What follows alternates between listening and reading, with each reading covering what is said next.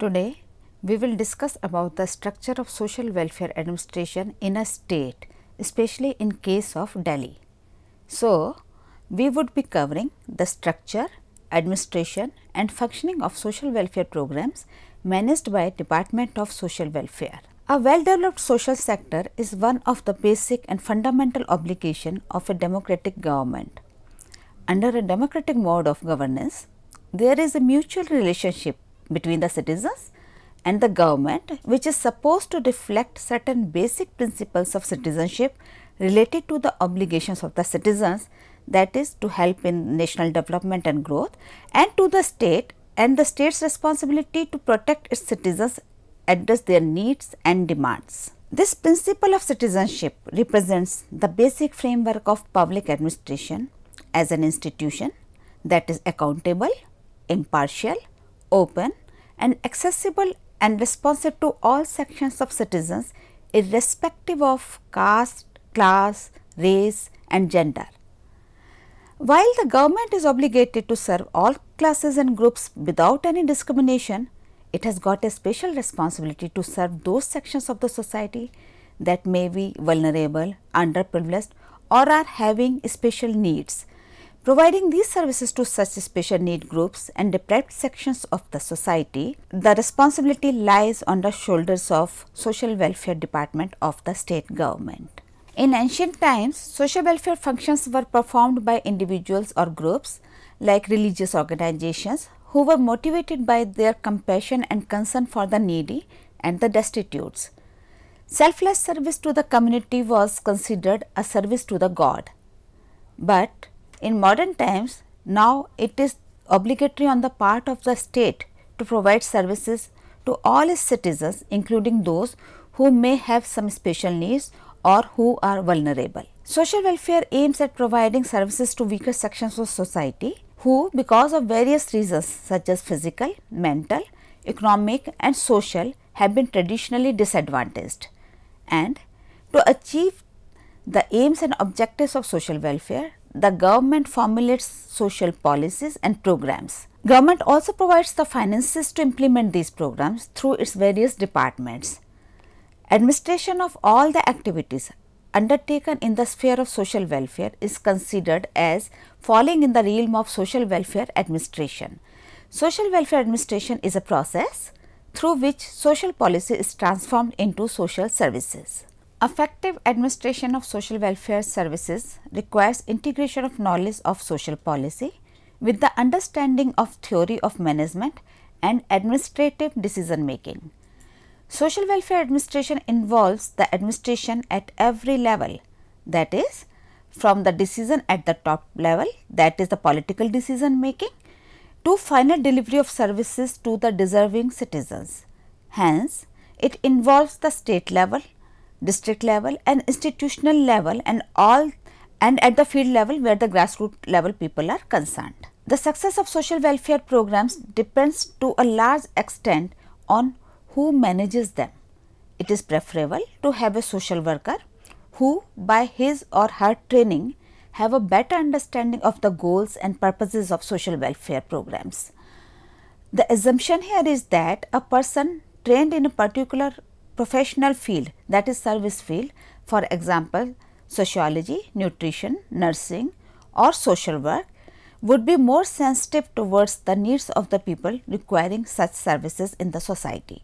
In order to understand how social welfare programs are implemented, it is necessary to know what kind of programs are there within the domain of social welfare. These programs are generally be divided into three broad categories. They are field level services, institutional services and financial assistance. These two departments which I have mentioned earlier are the nodal departments for implementation of various social legislations too, apart from some other functions which are undertaken as per need. The work of social welfare department can be divided into four major areas. They are field level services, institutional services, financial assistance schemes and implementation of various social legislations and of course some other activities which are undertaken time to time. The field level services includes ICDS, that is Integrated Child Development Scheme, which provides services to the children up to the age of 6 years of age and women who are either pregnant or are in the lactating stage. They provide the services such as nutritional facilities, education to the preschool children, health checkup and referral services to the women who need for the hospitalization and other such health issues. The institution services cover women institutions, children institutions, institutions for the mentally challenged, for the senior citizens and for the disabled. Integrated Child Development Scheme, which is a centrally sponsored program, is primarily a social welfare scheme which tackles malnutrition and health problems in children below 6 years of age and pregnant and nursing mothers too. The scheme is mainly focused on reducing infant and child mortality and improving mental health outcomes. Through this scheme, the state is working towards realizing the Millennium Development Goals, that is about eradicating extreme poverty and hunger, reduction in the infant and child mortality rate and improving maternal health and reducing maternal mortality rate. Since malnutrition is closely linked to all the Millennium Development Goals, the intervention ensures that mother and child have a proper nutritional status.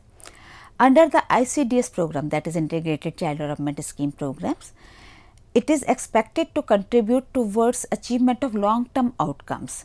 Under ICDS, Anganwadi is the focus, the center which is visualized as the local contact center for nutrition and health related issues of children, adolescent girls and pregnant and nursing women.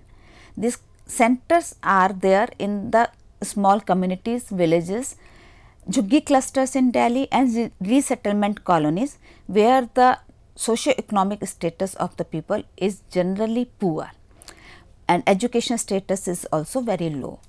While working in this direction, effective convergence has been established, that is with the health department, for efficacious implementation of health related ICDS activities and with nutritional agencies which provide nutrition education and the Anganwadi itself which takes care of preschool education of the children.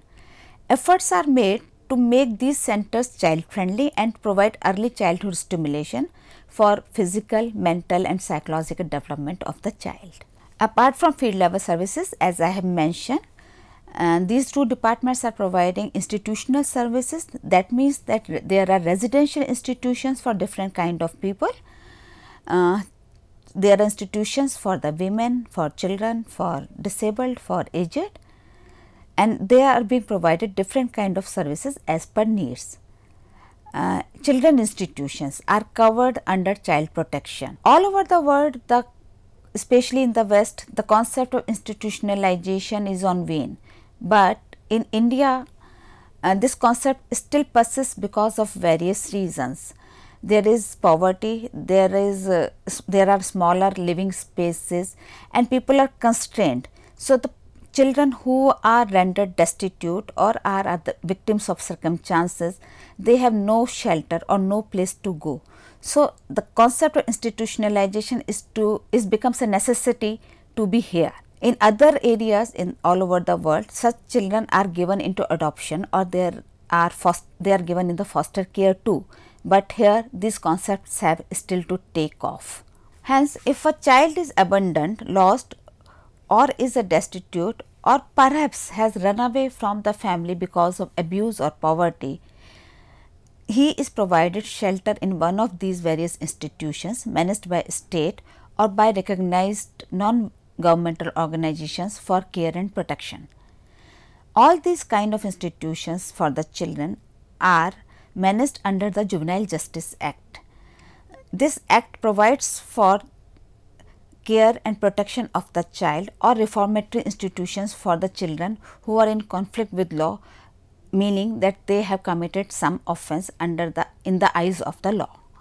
As I have mentioned that the children are covered under Juvenile Justice Act, so the admissions in institutions established under Juvenile Justice Act is given by the order of Juvenile Justice Board in case of children who are in conflict with law means that they have committed some offense and they are sent there in these homes for reformation and rehabilitation. And in case of children in need of care and protection, they are sent to these homes, children homes, by the Child Welfare Committee. There all kind of children homes, they are provided basic facilities for their lodging, boarding, education, vocational training, entertainment and recreation. The emphasis is on efforts to bring them in the mainstream by providing them education, training and economic empowerment. There are institutions for the women also, which are both statutory and non-statutory residential institutions. Sometimes the women are kept in these institutions for safe custody, or they are kept there for upliftment and empowerment if they are rendered destitute. They provide temporary shelter to the women in distress too, and emphasis is on rehabilitation of women either by reuniting them back with their families or through the economic empowerment. There are institutions for mentally challenged persons also in Delhi, which includes all men, women, children, male and female. In India, because of lack of resources with families, mentally challenged children and adults are abundant, and it becomes the responsibility of the state to take care of them. Perhaps the largest complex of group of residential institutions for severely and moderately retarded children and adults are being run in Delhi. The residents here are provided all kind of facilities like medical care, recreation, vocational training and education in certain cases if they are just on the borderline. A number of these residence institutes have shown exemplary performance, in fact in the last sports and the Olympic, and some of them are Olympic medalists too. Then we have institution for the aged. Generally the government is running only those institutions where the aged people who have no shelter, no home or are rendered destitute are kept there. Of course, there are a number of private institutions also in Delhi where people can pay and stay.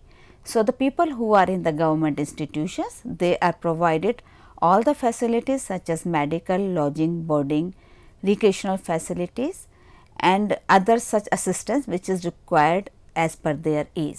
There are institutes for the beggars also. Basically, they are reformatory institutes. As per the provisions of the Bombay Prevention of Beggary Act 1959, any person or police officer who is authorized may arrest without warrant any person who is found begging, and after arrest such police officer or person shall take or send this person to a court. There are designated courts for the beggars where they are tried summarily, and if it was found that the person was begging, he is sentenced for an year or two to these institutions where effort is made to make him learn some vocation, so that once he is out of the institution, he could earn a dignified living.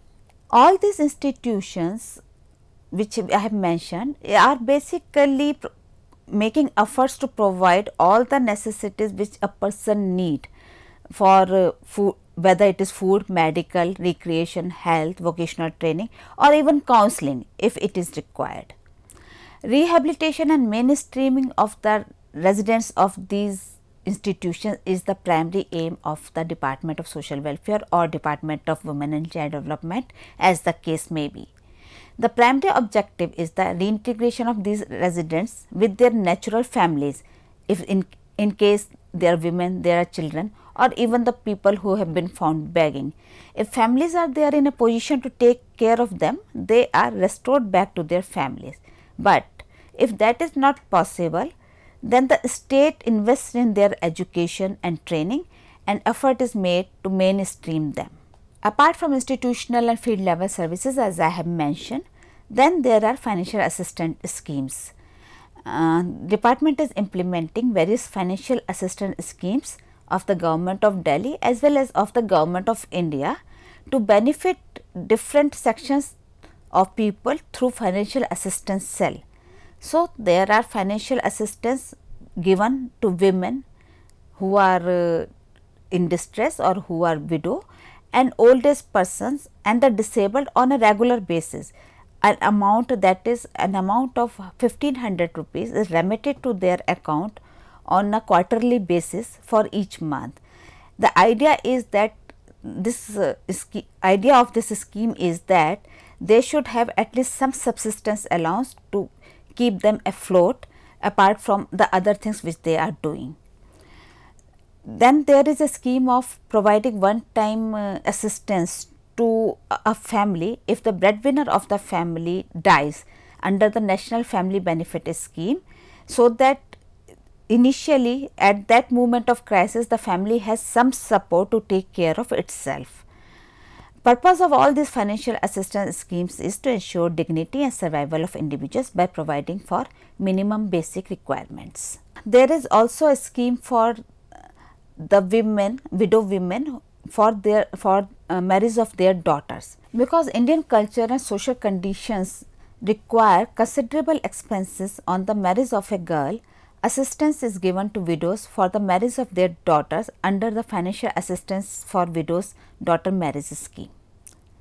Then there is another scheme, that is Delhi Ladli scheme, which was introduced in 2008 to protect the girl child and to ensure her education by linking financial assistance with their education up to the senior secondary level. Under this scheme, an amount is remitted in a fixed deposit by the government in the account in a fixed deposit, where at every stage when the girl passes, that is when she is born, when she is in primary level, when she is in secondary level, a fixed amount is remitted in that account, and once the child is adult, this money is given to her.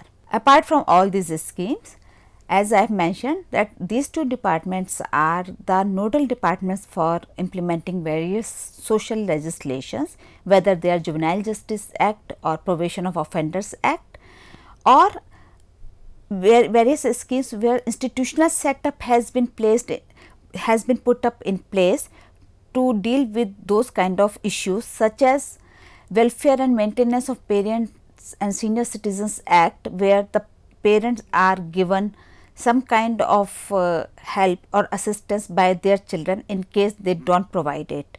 And then there is Protection of Women from Domestic Violence Act, where the intervention of the court, if required, is given if the woman has been harassed in the family, whether physically, mentally or otherwise. There are other acts also which are there, and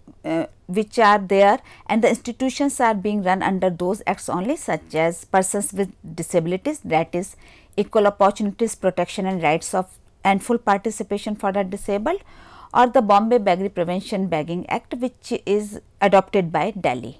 Other functions which are undertaken by the Department of Social Welfare and Department of Women and Child Development are helping in getting the grants in aid, that is financial assistance to the non-governmental organizations. State is the primary body which either provides this assistance to these NGOs or refers their case to the Government of India for the financial assistance as per the schemes of Government of India. Delhi also has one of the schemes for helping the non-governmental organization, that is grant to social welfare institutions under Delhi capital rules. Apart from the functions which I have mentioned earlier about institutional and field level and financial assistance, the other work which is done by these two departments is the monitoring and supervision of the non-governmental organizations, which also includes helping them getting the grant in aid, that is financial assistance from the government, whether it is Government of India or the state government.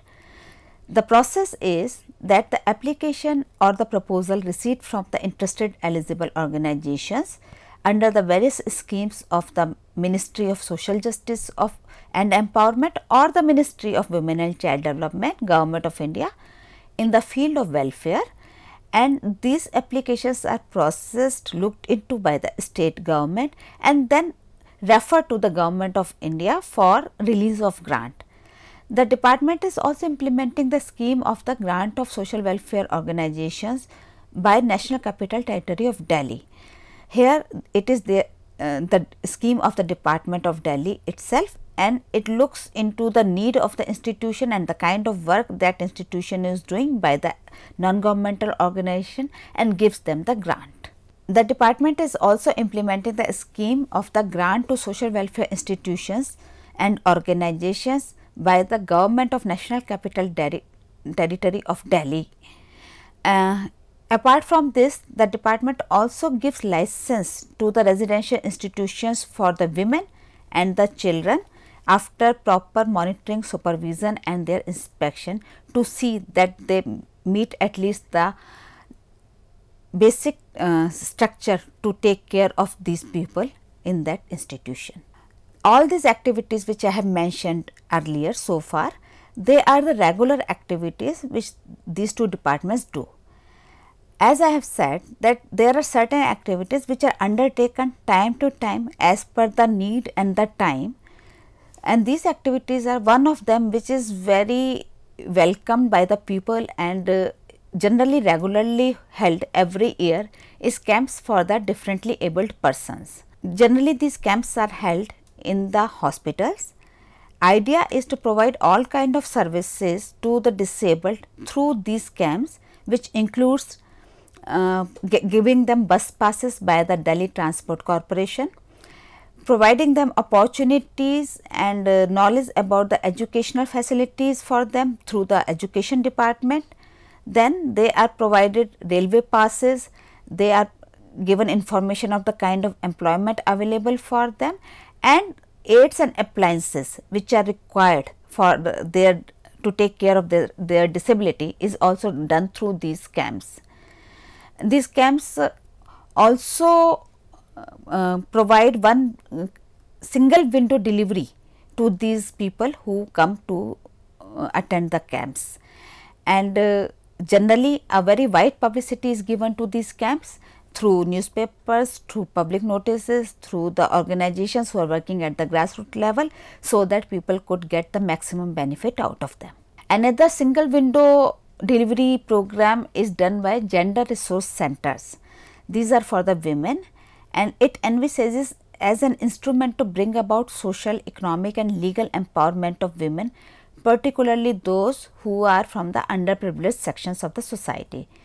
The activities at the gender resource centers are run by NGOs in collaboration with the government, and they are again area specific, like they provide education, they provide vocational training, health services to the women in the community, and look for the avenues for their employment.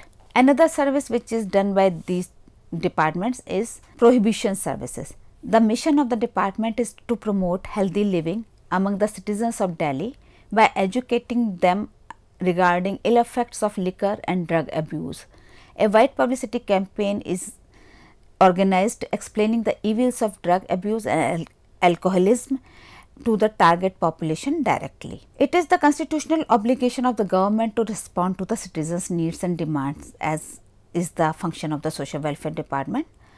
The government is engaged in all kind of welfare activities because of the fact that it is accountable to its citizens. So, as we have seen that whole range of welfare activities are covered, that is starting from the conception of a child in the womb, that is the ICDS, as I have said, pregnant and lactating mothers, we take care of them. So, a child in the womb of the mother to a person requiring shelter and subsistence towards the end of life, that is providing the facility of old age homes and the financial assistance to the aged. There is a hierarchical administrative structure entrusted with the responsibility to provide these services. In order to achieve its objectives, the department has decentralized and delegated its program implementation to the district units managed by the district officers. The district officers have the jurisdiction over the offices in their district, whether they are institutions or field level services, and these districts in a geographical area are coterminous with the revenue or the police districts in Delhi. So, we can summarize this way that it is obligatory on the part of the government to provide basic services to its citizens, including the special need persons. It tries to fulfill this role through various schemes and programs. In a democratic system, the bureaucracy is required to make policy and programs to implement political decision making as to decide what kind of services are to be provided to what groups as per their need and what sections of the society. So, the Department of Social Welfare and the Department of Women and Child Development are the administrative department for implementing the programs and schemes of the government related to welfare of its citizens. This include both institutional and non-institutional services as elaborated earlier, as well as financial assistance schemes, implementation of various legislations and awareness generation programs also, which are taken up time to time. Monitoring and functioning of the NGOs and who are working in the field is also taken care of by these departments by way of their supervision and releasing the grant. All these activities are carried out by the professionals having knowledge, skill, experience and understanding of physical, social and psychological needs of the target groups.